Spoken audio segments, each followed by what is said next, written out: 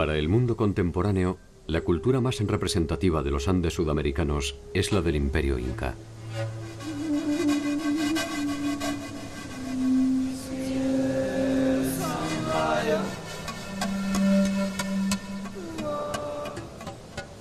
Sin embargo, la historia imperial de los incas representa apenas un siglo.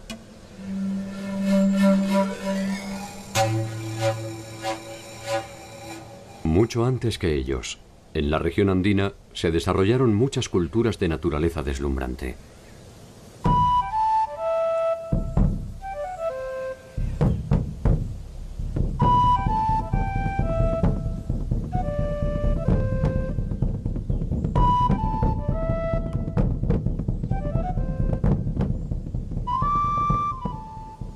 Conocer este mundo preincaico es una aventura siempre inquietante.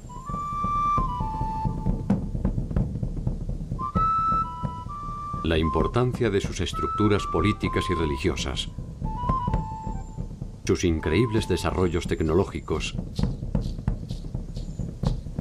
y su compleja forma de asociación desembocaron irreversiblemente en el mundo de los incas.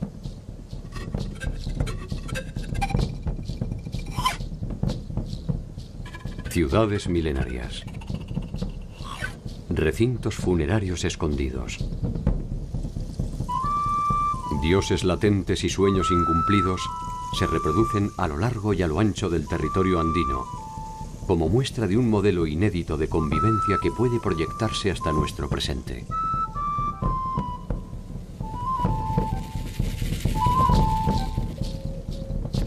¿Quiénes fueron y cómo vivieron los pueblos que precedieron a los incas?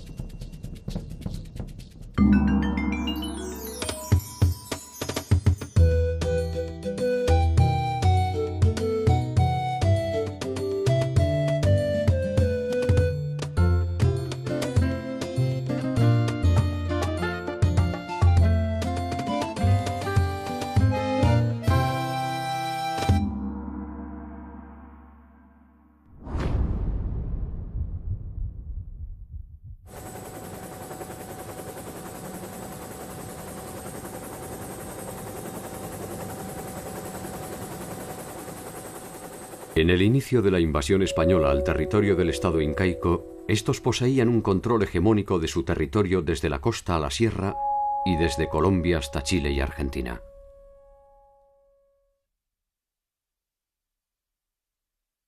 Algunos de los señoríos que los precedieron estaban bajo su órbita mediante acuerdos, y otros, sencillamente, habían sido sometidos militarmente.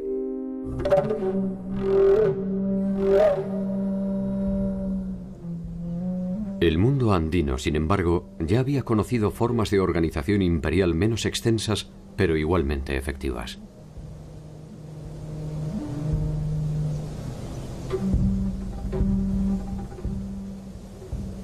Hacia el remoto inicio de los tiempos, muchos habían intentado el sueño que coronaron los incas.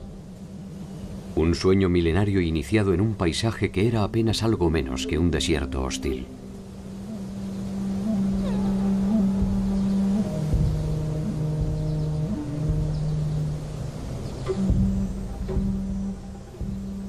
Resulta difícil pensar que allí germinaron las raíces de civilizaciones deslumbrantes.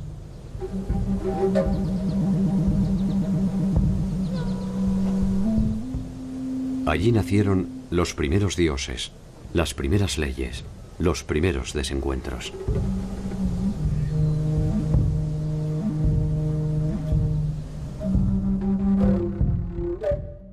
Hasta hace poco tiempo, Egipto, Mesopotamia, China e India eran consideradas por su antigüedad y complejidad como las únicas civilizaciones madres de la humanidad.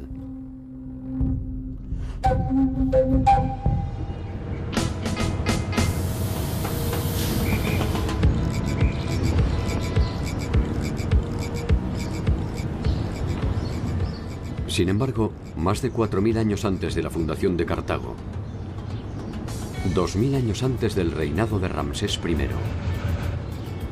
y 1000 años antes de Hammurabi, existió en Perú un complejo político y cultural cuyo centro fue la ciudad sagrada de Caral.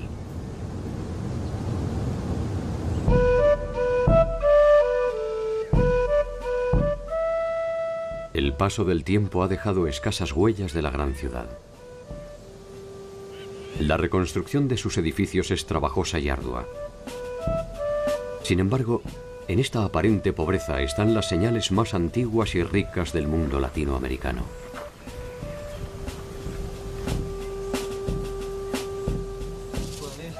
Entender qué nos dice este rastro de polvo es empezar a comprender la complejidad de nuestro tiempo.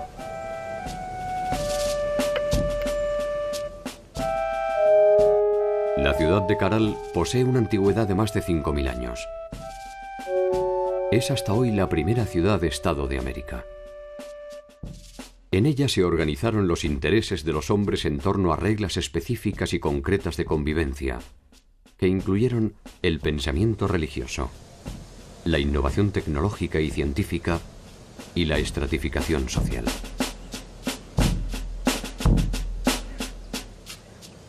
La incógnita en torno a Caral fue revelada por el equipo de arqueólogos de la Universidad de San Marcos, conducido por Ruth Sadi.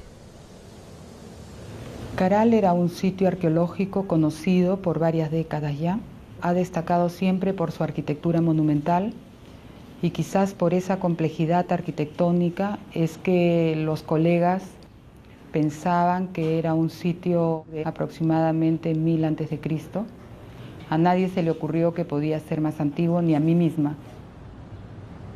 Cuando empecé la prospección arqueológica en el Valle de Supe en 1994, yo fui a reconocer un sitio que no había sido investigado todavía en extensión, y así fue como empezamos los trabajos que han continuado hasta el presente. ¿Quiénes la habitaron? ¿Cómo se organizaron? ¿Qué sueños perseguían? ¿Qué pesadillas los alcanzaron?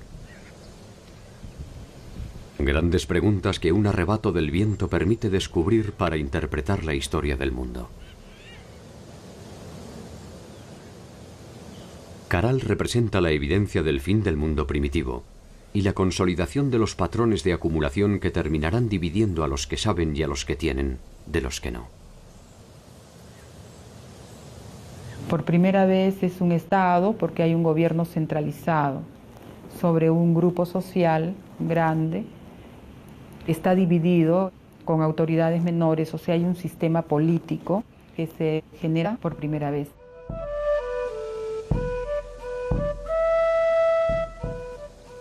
Extendida sobre una superficie de 50 hectáreas, posee 32 conjuntos arquitectónicos entre los que se encuentran el Templo del Anfiteatro, la Pirámide Mayor y la Pirámide de la Galería. No es solo Caral, son 18 asentamientos en el Valle de Supe, de diferente extensión, de diferente complejidad. Comprendió los territorios de costa, de sierra y de selva. O sea, por primera vez en el Perú se tendió un eje de interacción entre las sociedades que poblaban las diversas regiones. De modo que tenemos productos, conocimientos y experiencias que de la selva se trasladaron a la sierra, de la sierra a la costa, y todo fue un eje que enriqueció el proceso general de esta sociedad.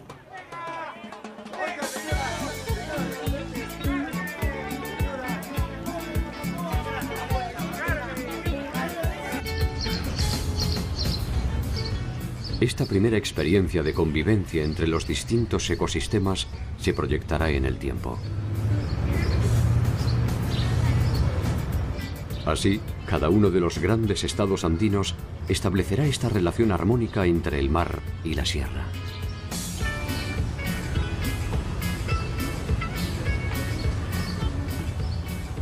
La importancia que tiene el sitio arqueológico es que testimonia el proceso cultural que dio origen a la civilización más antigua de América. Y es tan antigua como los focos más antiguos identificados en el viejo continente de Mesopotamia, Egipto, India, y China. Caminando entre los vestigios de la ciudad, se pueden apreciar los vastos conocimientos arquitectónicos que poseyeron sus moradores. Caral era un gran asentamiento urbano y estamos frente a una sociedad jerarquizada. Hay distinciones en cuanto a la forma de vivir. Están las casas de los funcionarios al costado de los edificios. Luego tenemos las casas de los servidores, que son mucho más pequeñas, y están las casas en la periferia, que son todavía más pequeñas.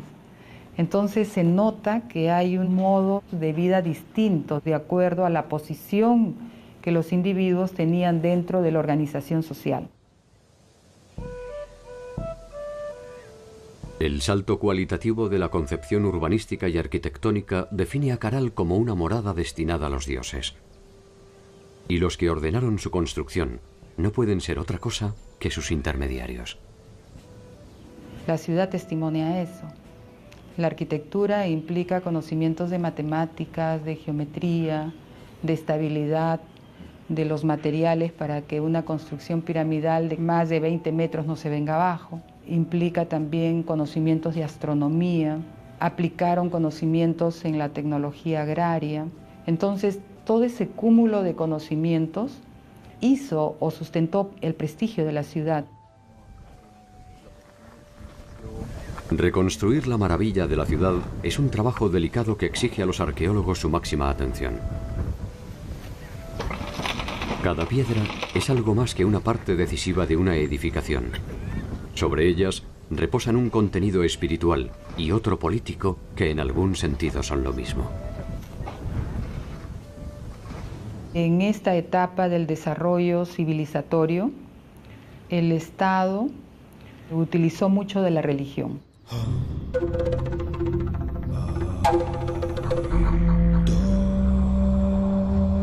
Es la religión la que sirvió para coercionar a la sociedad.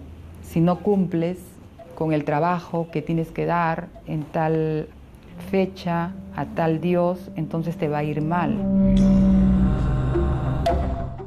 El miedo ha sido la herramienta sobre la cual se edificaron la mayor parte de las sociedades madres.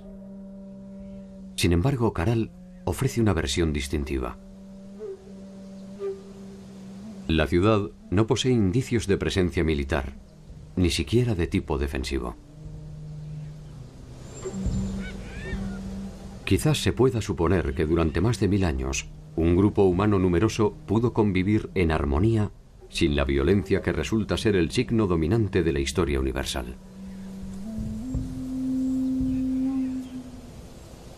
Si esto fue posible, Caral no es solo un descubrimiento, también es una esperanza.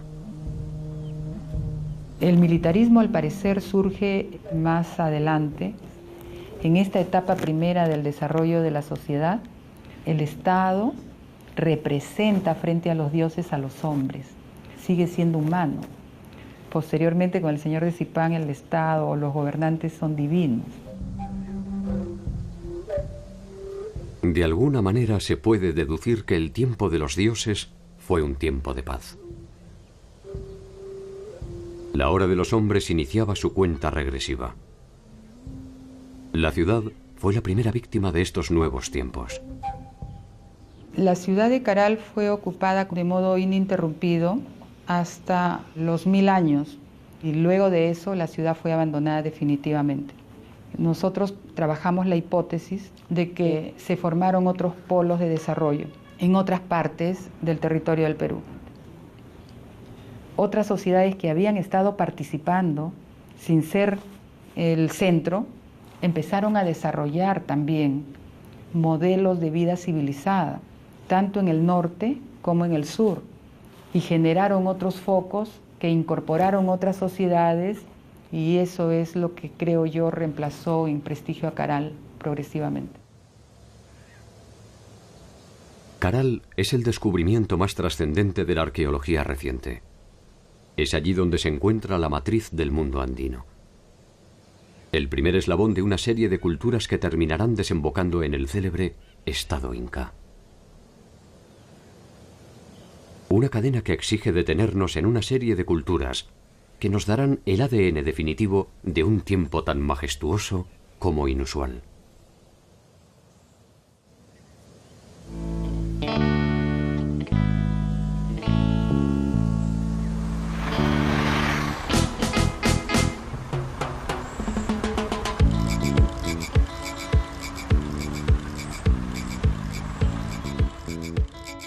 Entre el 1500 a.C. y el 500 de nuestra era, la más acabada representación de lo que se ha dado en llamar el primer horizonte cultural andino se encuentra en la ciudad de Chavín. Desde la sierra norte del Perú en la provincia de Huari y hasta más allá del territorio actual de Ecuador, la cultura chavín estableció su área de influencia y predominio.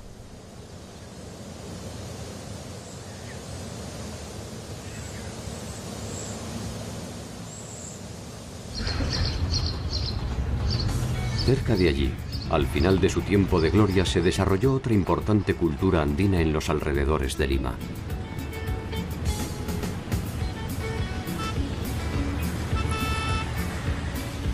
Lima es en la actualidad la capital del Perú. Los conquistadores españoles la llamaron la Ciudad de los Reyes y establecieron allí la sede del gobierno colonial. Probablemente su estratégica ubicación cercana al mar y un interés por debilitar la influencia de la antigua capital incaica, Cuzco, determinó su emplazamiento.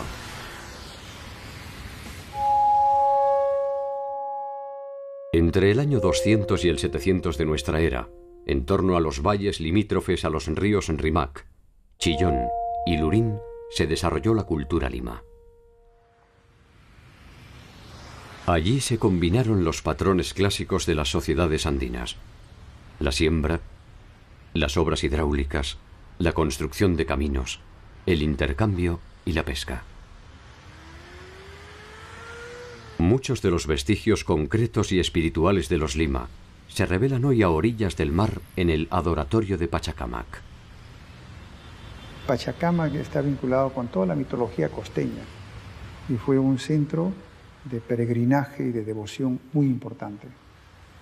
Y los incas lo mantuvieron y le dieron la debida importancia, a tal punto de que había un Abyaywasi en Pachacamac, una suerte de monasterio de religiosas del culto al sol y del culto a las divinidades incas. Fue un centro religioso importante para ellos. Los incas entienden la trascendencia del adoratorio y lo incorporan como centro de peregrinación y no tardan en acordar con los curacas locales la construcción de nuevos edificios.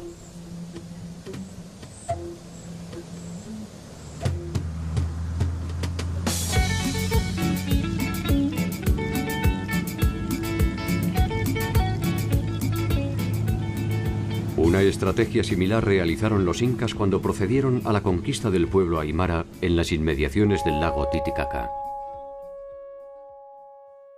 Para aquel entonces, el majestuoso centro ceremonial del Tiwanaku había sido abandonado.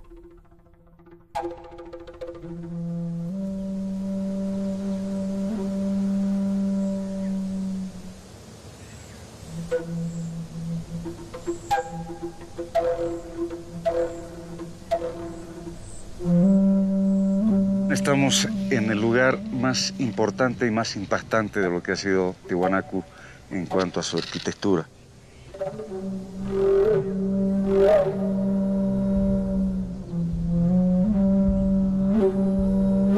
Tiwanaku es un conjunto de pueblos, un conjunto de grupos étnicos. En Tiwanaku se hablaba el quechua, se hablaba el aymara, se hablaba el puquina, se hablaba el chipaya, en fin, había una enorme cantidad de lenguas, así como pueblos.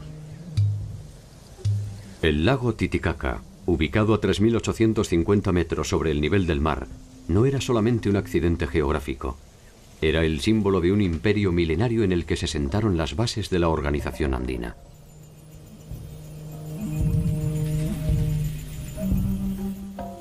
Para los tiwanacotas fue en su capital donde se produjo el origen del mundo. El dios creador, Viracocha, emergió de las aguas del lago Titicaca y fue él quien colocó al sol, la luna y las estrellas en el cielo, y quien envió a sus auxiliares a crear los animales y las plantas. Fue él quien talló en piedra a los hombres, les dio vida y los entregó al mundo.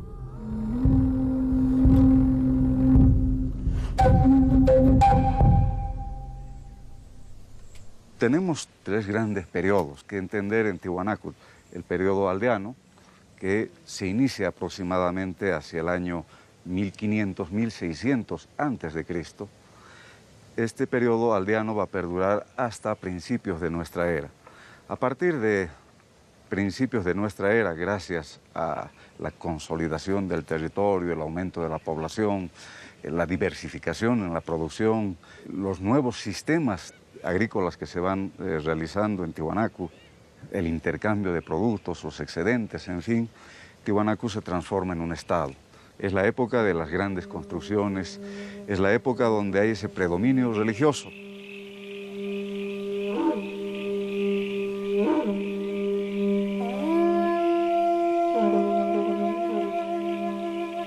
Tiwanaku había sido el centro político y religioso de un amplio territorio, que hacia el año 500 después de Cristo ya se constituía como una importante referencia, que se materializaba en su imponente concepción urbanística. Los templos están relacionados con la parte de la cosmovisión andina.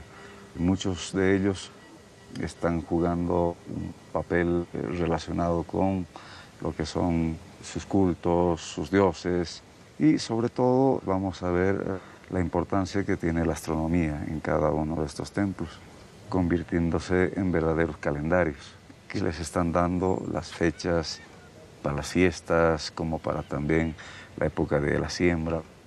Las pirámides, las construcciones elevadas que están relacionadas al sol, la luna, las estrellas, los astros. También están los dioses del Acapacha, lo que son las construcciones al nivel del suelo, de piso, como el Akalasasaya. Y finalmente los templetes subterráneos, que están más vinculados a las divinidades de la fertilidad, la fecundidad. El templete semisubterráneo posee una planta cuadrangular delimitada con muros de arenisca roja que fueron sostenidos mediante 57 pilares. Sobre sus paredes se encuentran 157 cabezas enclavadas que representan una diversidad de etnias que resulta decididamente desconcertante.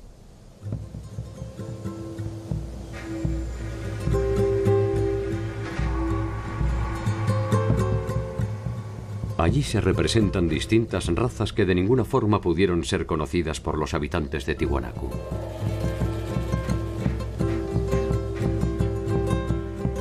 Muchas son las hipótesis a propósito de su significación. Para algunos representan la morfología de los diversos pueblos sometidos por el imperio Tiwanaku. Para otros, se trata de un ensayo de Viracocha para la creación de la pareja original que poblaría el mundo.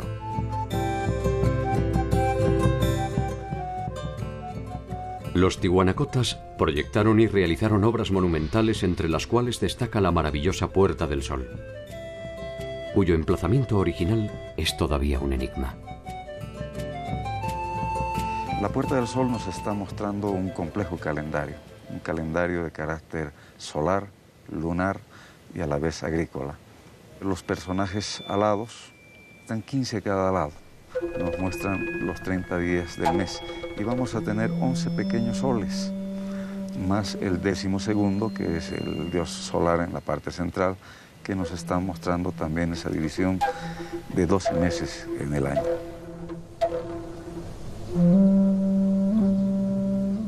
A 1000 metros del lugar se encuentra el área del Pumapunku, cuya estructura inicial fue elegida por los incas para sus ceremonias, banquetes y celebraciones. En esta área podemos encontrar trabajos de lo que ha sido el manejo de la piedra. Bloques de más de 180 toneladas de peso que fueron trasladadas desde las serranías que tenemos allá, donde están las canteras, donde se extraía los bloques de piedra para la edificación de estos templos. Uno de los mayores bloques justamente es esta plataforma que tiene un peso de 185 toneladas, que eran parte del templo, el magnífico templo que se encontraba justamente hacia la salida.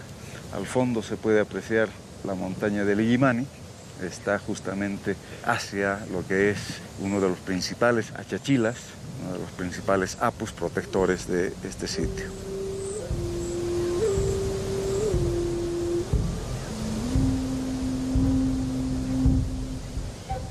Tiwanaku tiene una gran importancia no solamente para el área del altiplano, sino también su importancia va a radicar en la influencia que ha tenido en el desarrollo cultural prehispánico en muchas culturas en gran parte de América.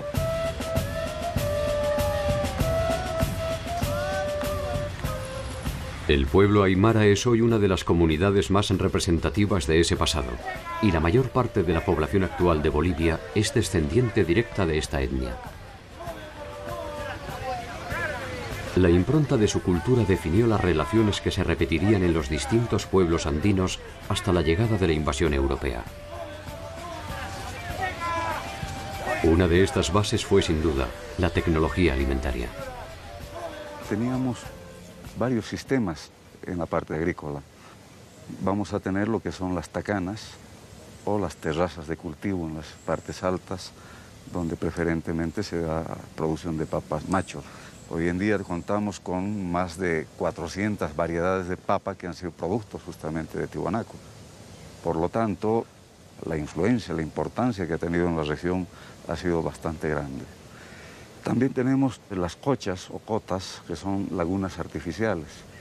Solamente en este valle tenemos más de 400, que servían como acopio para el agua, tanto para la agricultura como para el pastoreo de los camélidos. Y la mayor tecnología de Tiwanaku es lo que constituyen los sucacollos, que son camellones irrigados mediante canales, donde podían ellos cultivar 3-4 veces al año. No solamente tenemos el desarrollo en la agricultura, sino también en lo que es el pastoreo, la crianza de camélidos.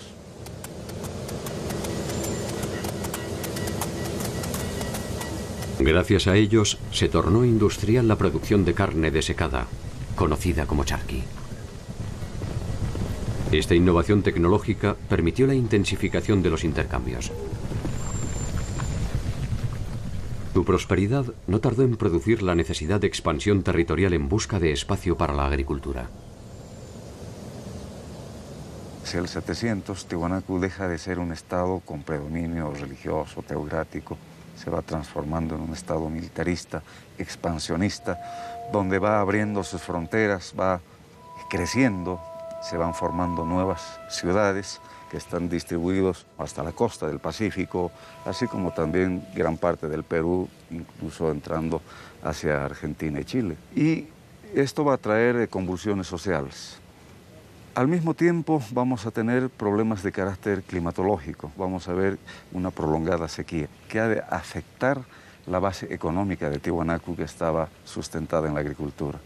Este colapso hace que Tiwanaku empiece a desintegrarse, a dividirse en pequeños grupos. Hacia finales del primer milenio, como tantas otras ciudades andinas, Tiwanaku es abandonada. Había alcanzado más de 6 kilómetros cuadrados de extensión y llegó a tener más de 30.000 habitantes.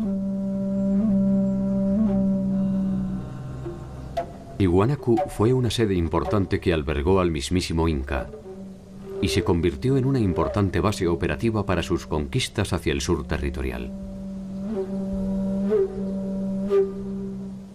Tiwanaku fue un centro productor de conocimientos y espiritualidad. La importancia de Tiwanaku trascendió su apogeo y su caída. Quedan por descifrar muchos eventos que aún carecen de nombre propio. La cultura, la lengua, la religión y algunas hazañas cercanas de su pueblo se han negado a sucumbir.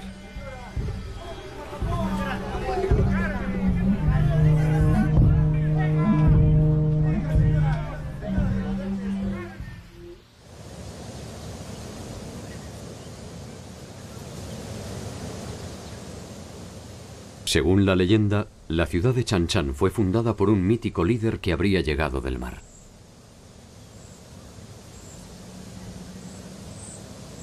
Su nombre fue Taikánamo.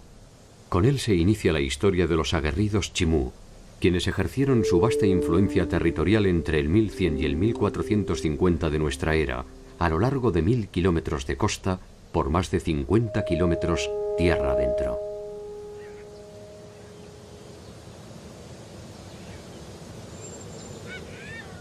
En Chan Chan llegaron a vivir más de 50.000 habitantes, y la armónica y serena belleza de la ciudad, con sus trabajados muros de barro, está aún en pie. Los chimús protegieron específicamente sus conquistas agrarias y no dudaron en ejercer su poderío militar para asegurarse el control de los cauces de agua que garantizaban la siembra.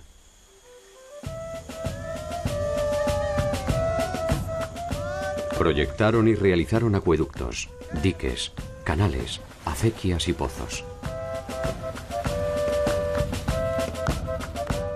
Combinaron el cultivo del maíz, maní, ají, algodón y palta.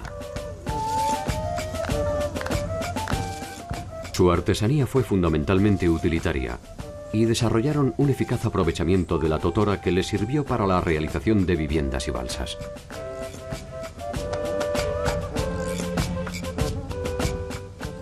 Su tecnología marítima es visible aún en muchos pueblos de pescadores.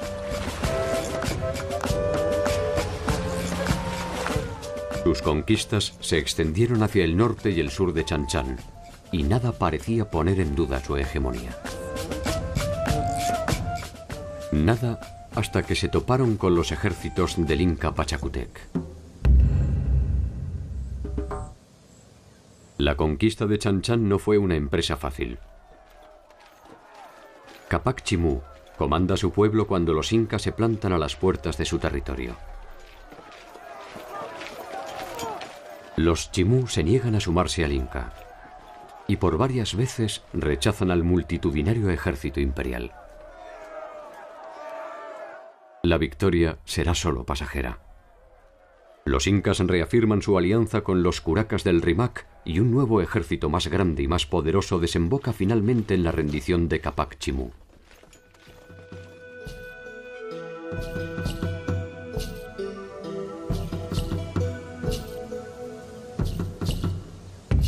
Sus líderes son desterrados y sus tierras se reparten entre los aliados incas.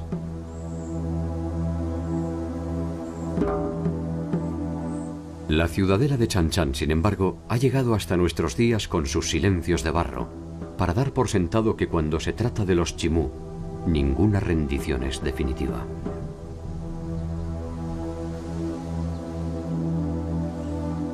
El control territorial y espiritual del mundo andino se mantuvo por más de 5.000 años asentado en diferentes pueblos. En el Valle de Supe, en Chavín, en Huari, en Tiwanaku, en Chan Chan y en Cuzco. Su organización estatal fue evolucionando hacia formas cada vez más complejas que sin embargo no abandonan los principios fundamentales que le dan cohesión. Cuanto más tiempo pasa, más andinos son. Una de las claves de su funcionamiento es la integración de todos sus habitantes en un sueño colectivo fuertemente regulado por el Estado.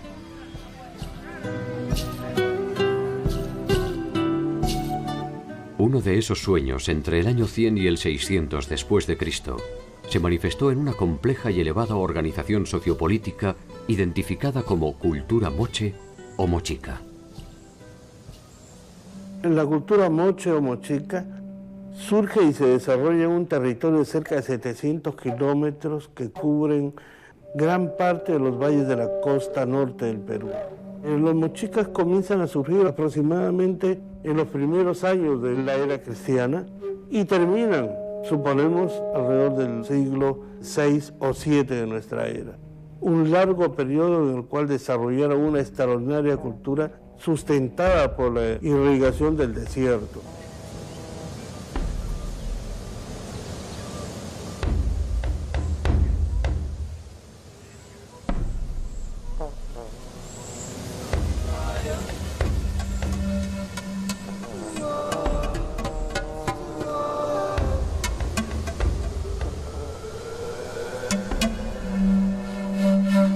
La conquista fue una de las formas mediante la cual se obtuvieron tierras, sirvientes, esclavos y riqueza. Pero sería a partir de su producción artística donde los mochicas obtendrían la eternidad, que no le aseguraron las armas.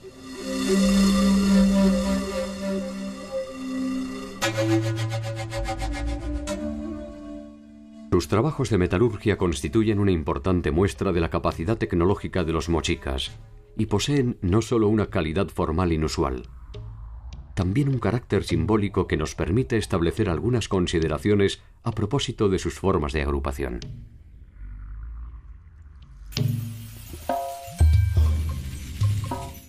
La presencia de una fuerte ornamentación en la representación de sus señores es el indicio de una sociedad jerarquizada que monopoliza no solo las decisiones políticas y militares.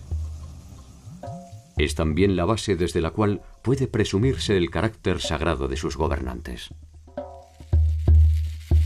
El oro como metal sabemos que no tenía ningún valor comercial. El oro estaba reservado exclusivamente para los ornamentos de los soberanos. Cuando muere un personaje importante que tiene algún adorno de oro, se va con él a la tumba porque nadie puede usarlo. El concepto de uso de cualquier vestimenta, de cualquier atuendo, está muy asociado a las personas. Y además, estos ornamentos debían acompañarlo para la vida en el inframundo, donde tenía que seguir ejerciendo sus mismos roles y sus mismas funciones.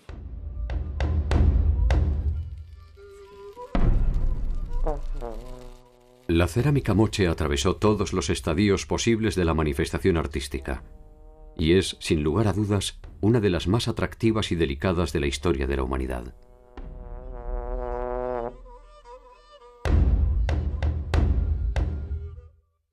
Desde los motivos abstractos primitivos hasta sus sofisticadas secuencias narrativas. Desde sus temáticas bélicas hasta las eróticas, en cada uno de los casos puede verse la cualidad de sus artesanos y la afirmación y personalidad de una cultura.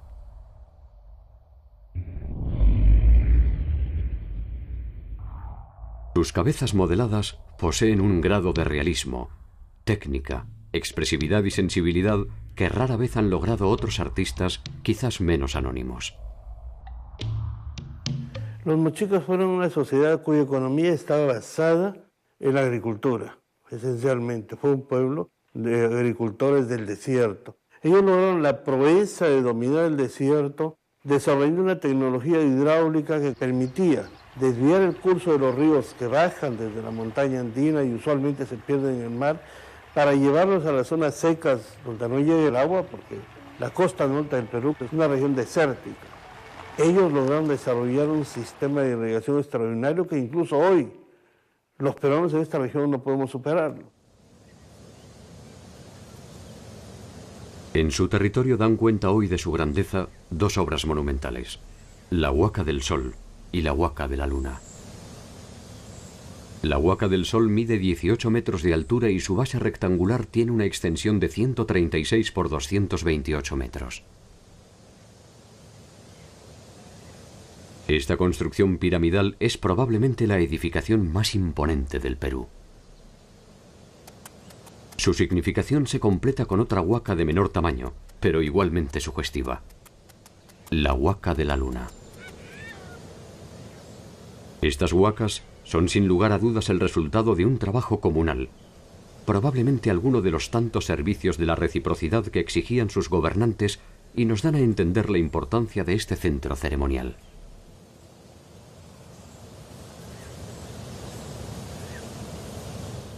Muchos de los misterios de esta cultura guerrera han comenzado a revelarse a partir de un descubrimiento sorprendente: la cámara funeraria del señor de Sipán. Las tumbas de Sipán fueron descubiertas a raíz del inicio de un saqueo en el monumento de Sipán. Se descubre una tumba con algunos objetos de oro y se desata una verdadera fiebre de oro en el pueblo. Iniciamos inmediatamente un trabajo de rescate arqueológico en una situación muy dramática que forma parte de toda la historia de esta excavación. Logramos detener el saqueo. En el año 87 iniciamos el trabajo de excavación que nos condujo algunas semanas más tarde a uno de los descubrimientos arqueológicos más importantes del antiguo Perú, la tumba del señor de Zipán. Lo importante de este descubrimiento es que por primera vez se logra presentar al mundo la tumba intacta, excavada científicamente, de un soberano del antiguo Perú. Este sepulcro ofreció una serie de revelaciones que permitieron establecer un cuadro más acabado de la organización mochica a partir de la riqueza de sus múltiples significados. Cuando encontramos la tumba de este personaje, nos dimos cuenta inmediatamente por la variedad y por la forma de los atuendos, de los emblemas, que estamos frente a uno de los hombres más importantes de su tiempo. Usualmente los arqueólogos tenemos una nomenclatura muy típica para esas tumbas, tumba 1, tumba 2.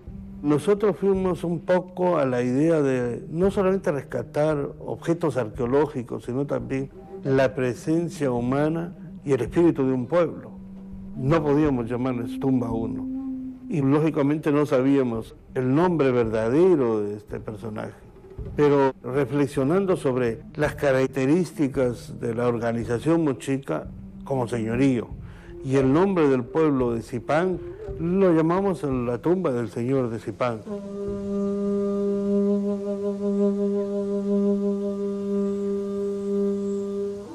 Se trata de un recinto abierto con paredes de adobe que mide 5 metros por 5. En el centro se ubicaba el ataúd del señor de Zipán, confeccionado en madera y envuelto con sus atuendos e insignias de mando. A ambos lados se encontraban los enterramientos de 2 acompañantes varones. Uno de ellos, ubicado en la misma posición que el señor de Zipán, sería presumiblemente un jefe militar. Opuesto a él se encuentra otro personaje de rango, que ha sido identificado como un jefe de protocolo. Un perro los acompaña, probablemente siguiendo las tradiciones que los identificaban como guías en el viaje hacia el más allá. La parte central de la cámara funeraria era el ataúd conteniendo el ajuar del señor de Zipán, que envolvía el cuerpo del señor al momento de su muerte. Este ajuar estaba compuesto por un conjunto maravilloso y extraordinario de ornamentos de oro, plata, cobre y cobre dorado, vestimentas, atuendos.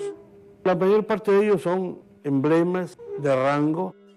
En la esquina suroeste de la cámara se encontraba un niño de aproximadamente 10 años, el techo, y sobre el techo el guardián que cuidaba la tumba. Y el guardián tenía los pies amputados como una señal simbólica de que no debía abandonar su puesto de vigilancia para la eternidad. Finalmente, el último acompañante estaba colocado en una de las paredes en posición sedente, como un vigía, custodiando la cámara de su señor. Este conjunto de acompañantes probablemente fueron parte de su séquito real, que tenían la obligación de acompañarlo en su muerte. La disposición de los cuerpos y el hallazgo de más de 200 vasijas escultóricas que representan personajes de importancia definen la noción de la muerte como un viaje hacia la eternidad en la cual el noble es acompañado por un séquito que ha sido sacrificado a tal efecto.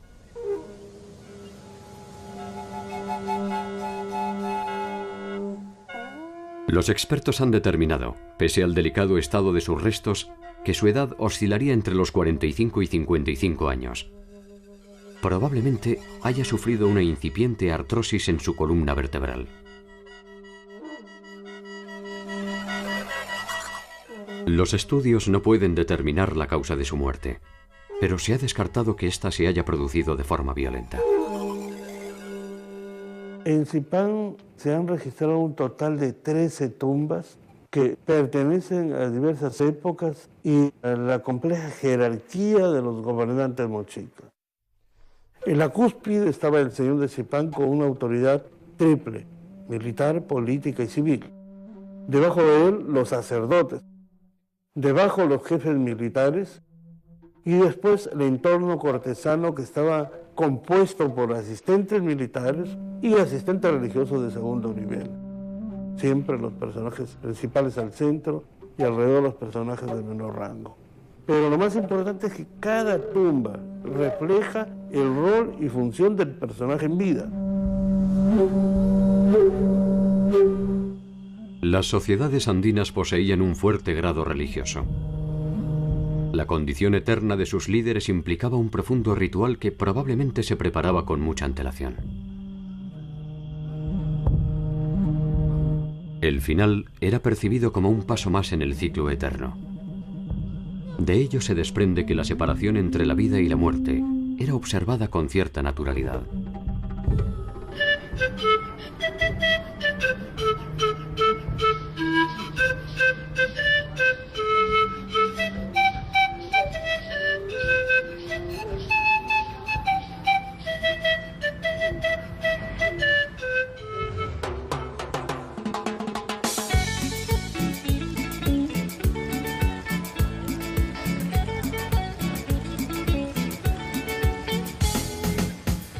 La vida y la muerte, los dioses y los hombres, la siembra y la cosecha. La dualidad del ser andino permite explicar el mundo mediante opuestos que forman una sola entidad. La maravilla de los Andes no reside en los extraordinarios conocimientos de navegación de los chinchas, ni en las deslumbrantes huacas del sol y de la luna. Tampoco en la religiosidad de los pueblos del Valle de Lima, ni en las increíbles obras de ingeniería hidráulica de los nazcas.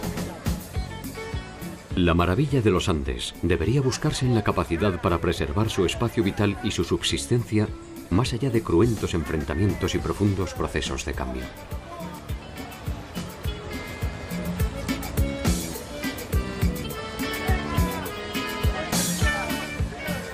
Quizás sin saberlo, seguimos esas mismas huellas que nos ofrecen la oportunidad de protagonizar una nueva realidad. Como aquellos hombres, se avanza buscando las mismas sensaciones: seguridad, progreso, estabilidad, bienestar. Un equilibrio complejo que conlleva vivir constantemente sobre el filo del bien y del mal.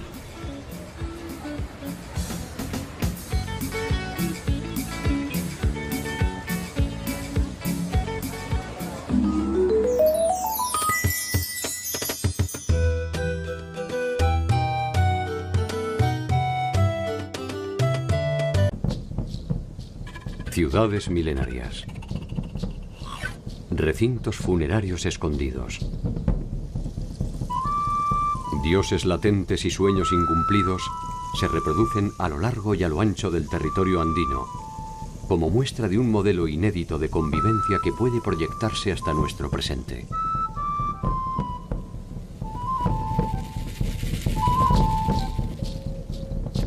¿Quiénes fueron y cómo vivieron los pueblos que precedieron a los incas?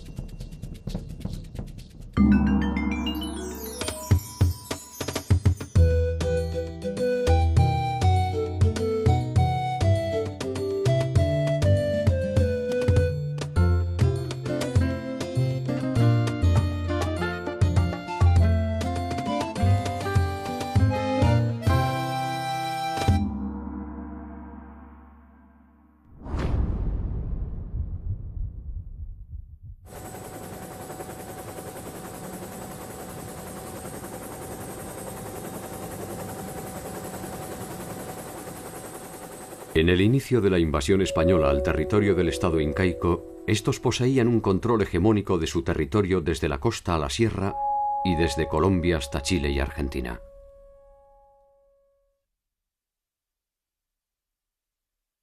Algunos de los señoríos que los precedieron estaban bajo su órbita mediante acuerdos, y otros, sencillamente, habían sido sometidos militarmente.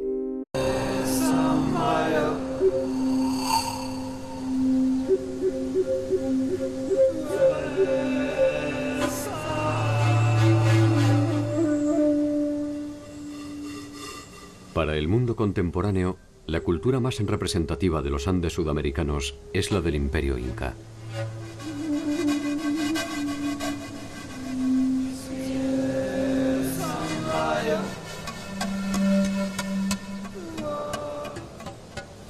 Sin embargo, la historia imperial de los incas representa apenas un siglo.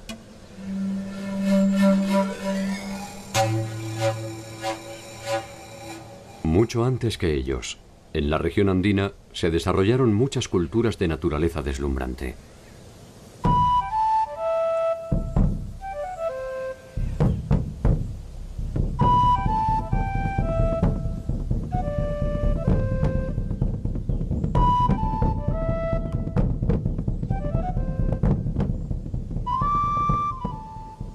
Conocer este mundo preincaico es una aventura siempre inquietante.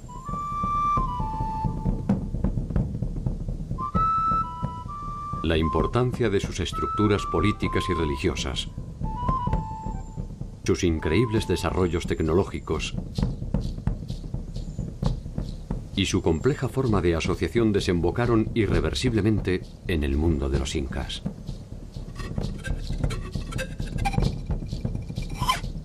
Conocido por varias décadas ya, ha destacado siempre por su arquitectura monumental y quizás por esa complejidad arquitectónica es que los colegas pensaban que era un sitio de aproximadamente 1000 a.C. A nadie se le ocurrió que podía ser más antiguo, ni a mí misma. Cuando empecé la prospección arqueológica en el Valle de Supe en 1994, yo fui a reconocer un sitio que no había sido investigado todavía en extensión, y así fue como empezamos los trabajos que han continuado hasta el presente. ¿Quiénes la habitaron? ¿Cómo se organizaron? ¿Qué sueños perseguían? ¿Qué pesadillas los alcanzaron? Grandes preguntas que un arrebato del viento permite descubrir para interpretar la historia del mundo. Caral representa la evidencia del fin del mundo primitivo y la consolidación de los patrones de acumulación que terminarán dividiendo a los que saben y a los que tienen de los que no. Por primera vez es un Estado porque hay un gobierno centralizado sobre un grupo social grande. Está dividido con autoridades menores, o sea, hay un sistema político que se genera por primera vez.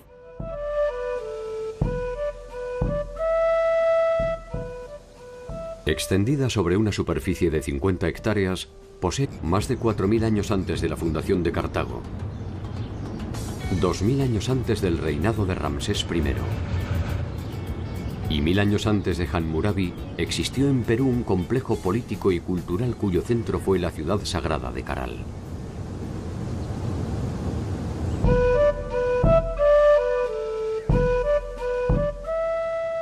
El paso del tiempo ha dejado escasas huellas de la gran ciudad. La reconstrucción de sus edificios es trabajosa y ardua. Sin embargo, en esta aparente pobreza están las señales más antiguas y ricas del mundo latinoamericano.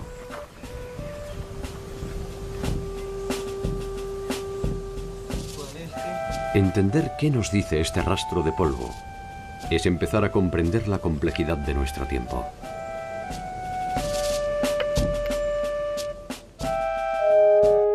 La ciudad de Caral posee una antigüedad de más de 5000 años. Es hasta hoy la primera ciudad-estado de América. En ella se organizaron los intereses de los hombres en torno a reglas específicas y concretas de convivencia, que incluyeron el pensamiento religioso, la innovación tecnológica y científica y la estratificación social.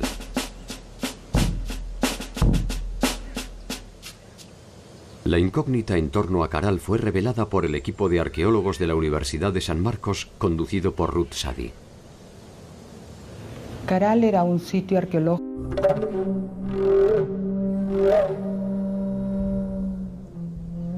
El mundo andino, sin embargo, ya había conocido formas de organización imperial menos extensas, pero igualmente efectivas.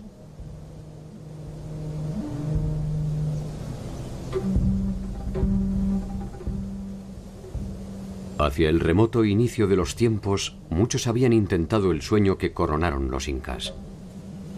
Un sueño milenario iniciado en un paisaje que era apenas algo menos que un desierto hostil.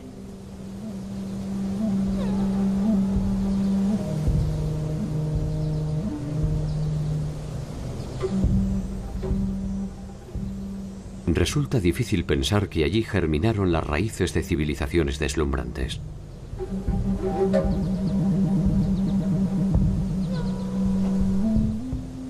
Allí nacieron los primeros dioses, las primeras leyes, los primeros desencuentros.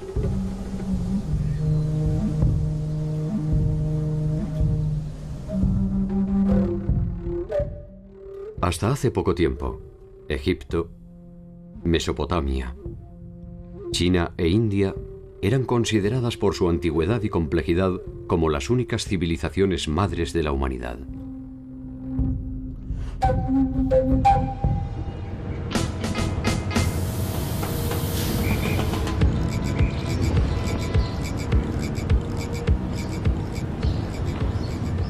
Sin embargo,